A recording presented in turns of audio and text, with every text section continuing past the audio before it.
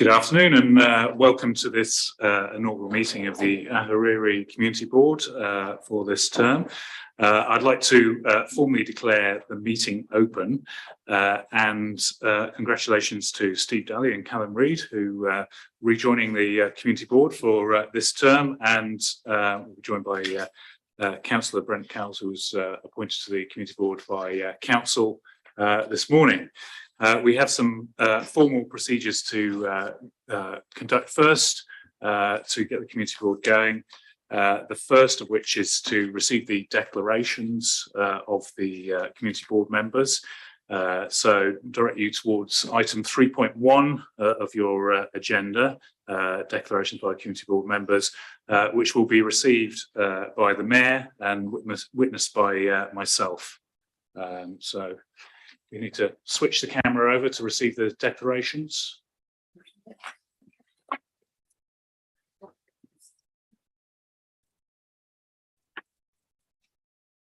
All right, Steve, would you like to come over and read out your declaration, please? And just note that these are different to what was in the agenda.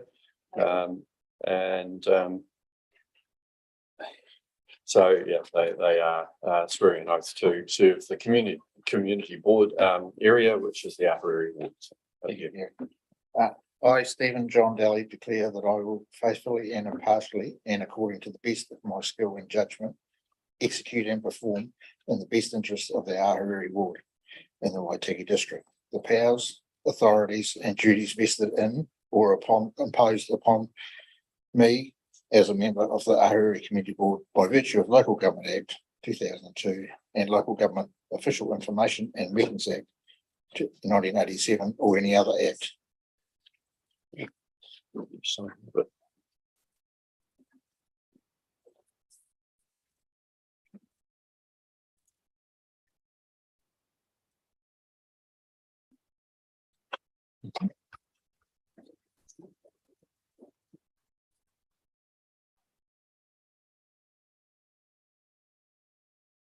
Right, Cal, if you'd like to come over and read out your declaration. Okay. I, David Callum Reid, declare that I will faithfully, impartially, and according to the best of my skill and judgment, execute and perform in the best interests of the Ahuriri ward and the Waitaki district the powers, authorities, and duties vested in or imposed upon me as a member of the Ahuriri Community Board by virtue of the Local Government Act 2002, Local Government Official Information and Meetings Act 1987, or any other act, dated at Ahuriri this first day of November 22.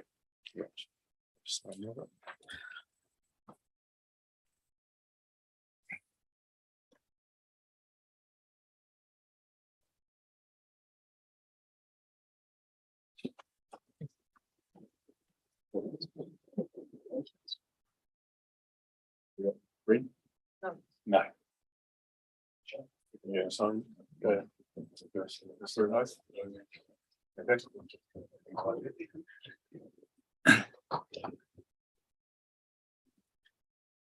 Okay, so moving on to the next item of business, I'd like to direct you to item 3.3, which is election of the Ahuriri Community Board chairperson for this triennium and the remuneration set out in there. So each community board is required to have a chairperson under the Local Government Act 2002, but has the freedom to decide if it wants to elect a deputy chair and whether to do that at this meeting or to wait until a future meeting. There are a choice of electoral systems that are set out in the Act. I think given the numbers we have here today, it's probably prudent to use the system B, the simple vote method for that electoral. But could I ask if there are any nominations for the chair of the community board? I'd like to nominate Callum Reid. So nomination for Callum Reid. Thank you. Any other nominations? Okay. All those in favour of Callum Reid being the chair of the community board, please say aye. Aye. Okay, that's agreed. Therefore, now hand over the responsibility for chairing the meeting to yourself. Swap places? Or are you going to swap with you? Okay.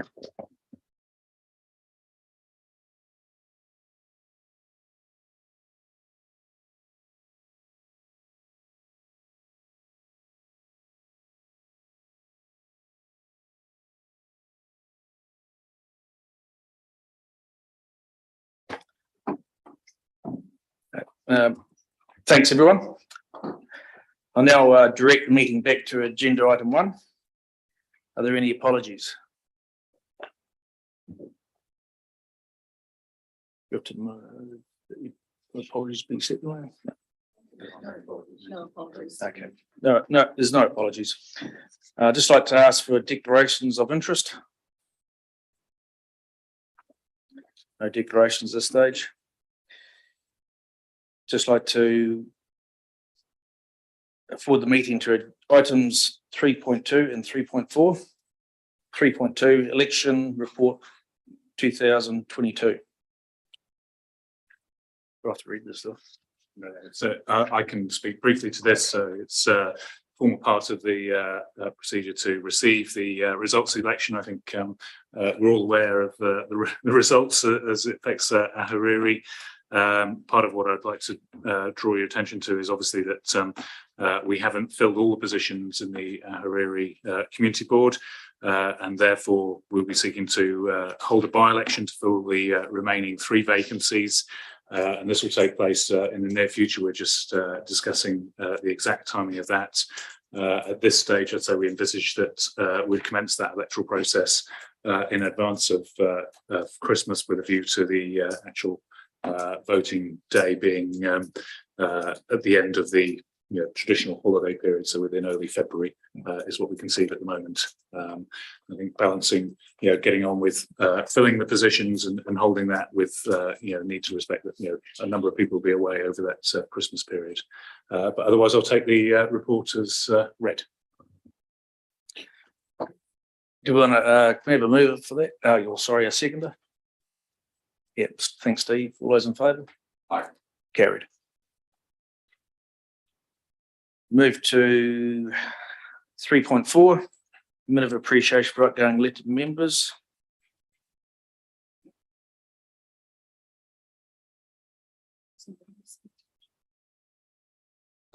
I'll speak to the outgoing members, probably in particularly to the former chair, Vicky Munro. I was on the board with her for 6 years prior to my retiring last time around, and she carried on as the chair, did a very good job. We always kept in contact, and she was very community orientated. As it is, I've asked her to actually maybe come back on the society and Kuria, because she's got a lot of input still to give the community.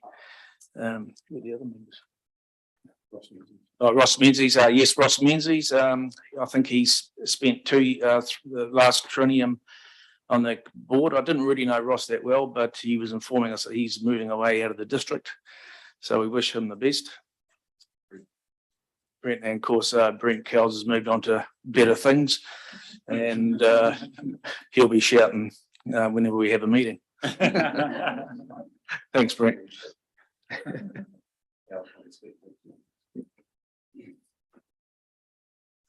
I'd just like to speak to that as well.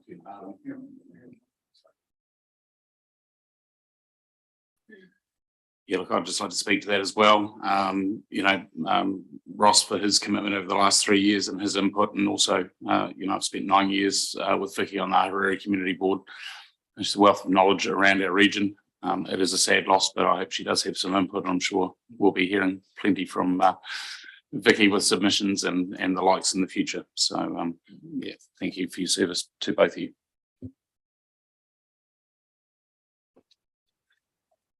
Thanks for that, Brent. Yes, I'll move that those reports be accepted. Got a seconder? I'll second it. Yeah, all those in favour? Carried. Just like to move on to 4.1 and invite the Alex to carry on. So yes, this is explanation of the legislation that surrounds the operation of the community board. I'll just confirm I'm not going to read it out verbatim, but I am required to highlight certain elements of this. But I will take the report as read, and apologies to all those that have heard this already at a previous meeting. the snooze now. But it's really important to draw your attention to certain things. So the first part of legislation that I'd like to draw your attention to is the Local Government Act 2002, which spells out local government's purpose, its general powers, specific bylaw making powers, and the principles and processes that councils must abide by when making decisions. So the purpose of local government is defined in section 10 of the Act as to enable democratic local decision making and action by and on behalf of communities, and to promote the social, economic, environmental and cultural well-being of the communities in the present and future. The Act is based on the principles of general competence and it enables a council to do whatever is necessary to fulfil its role and achieve its purpose. As elected members, you're responsible for making key decisions that guide the council's and community boards' activities and provide the direction on the future of your area. And in performing this role, the council as a whole, including its community boards, must act in accordance with the key principles set out in section 14 of the Act, which are appended to the report in Appendix 1 there. The second area is around personal liability of elected members. So section 43 of the Local Government Act provides an indemnity by the council for elected members in relation to civil liability, both for costs and damages, the member is acting in good faith and in pursuance of the responsibilities or powers of the council, and costs arising from any successful defended criminal action relating to acts or omissions in his or her capacity as an elected member. You should be aware, though, that the Act provides for a theoretical personal exposure for elected members in certain circumstances if the council has incurred loss due to the actions of the council. The third piece of legislation is the Local Government Official and Information Meetings Act 1987, commonly known as LGOIMA. And the stated purpose of this act is to make official information held by local authorities more freely available, to provide for access to that information, to provide for admissions to meetings of local authorities, and to protect official information held by local authorities consistent with the public interest and preservation of personal privacy. The Act is very broad. It doesn't define the word information, but it sees official information as any item of information held by a local authority in whatever form. The fundamental principle of the Act is that information must be made available unless there are good reasons under the Act to withhold it. Anyone can request information, and there are cited in the Act good reasons why official information can be refused. But if the grounds for refusal do not fall within these good reasons, the information must be released. The Act also provides for access to meetings by the public and media, who have the right to be in meetings of the council, committees, subcommittees and community boards, unless the meeting resolves to exclude the public. The grounds for excluding the public and the media from a meeting can only be those provided for in the Act.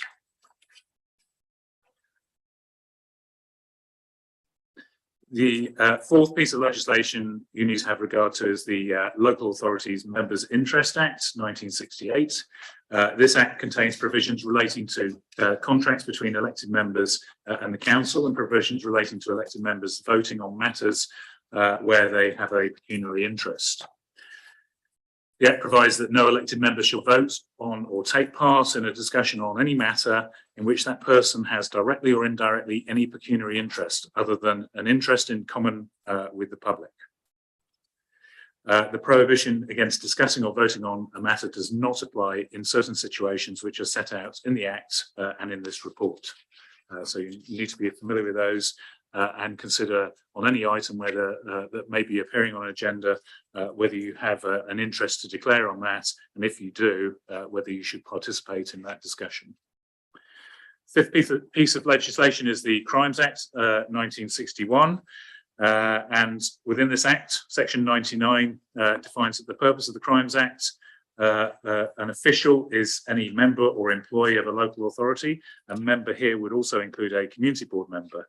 Section 105 provides that it is an offence punishable by 7 years imprisonment for an official to corruptly accept or obtain, or to attempt to obtain any bribe in respect of anything done or omitted to be done by the official in an official capacity. Rather curiously, we also have the Secret Commissions Act 1910. This act puts in legislation the principle that a person holding a position of trust, such as an elected member, should not make a profit through their office.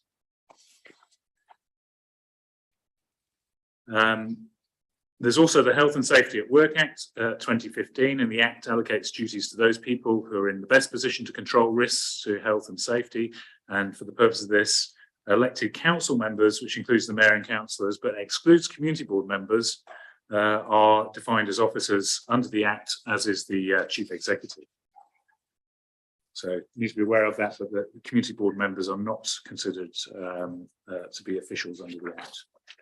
And then finally, I'll draw your attention to the Public Records Act 2005, whose purpose is to provide a framework to keep central and local government organisations accountable by ensuring records are full and accurate, well maintained and accessible. And of course, as we progress, we'll be doing more work to raise awareness of the legislative framework that governs council, including community boards, so you can become more familiar with how it affects your roles within the community board. Thank you. Thank you, Alex. Any questions? Steve? Can I move that? Can I ask for a mover for that legislation? Yes, I'll move the direction that we accept it. Thanks, Steve. Measure. Okay. All those in favour? Aye. Against? Carried.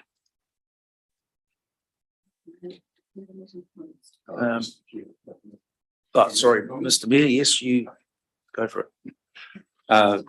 So first of all, congratulations to you both and to Brent. Yeah, it's great to have you back on board, and got some good continuity in the Ahuriri ward.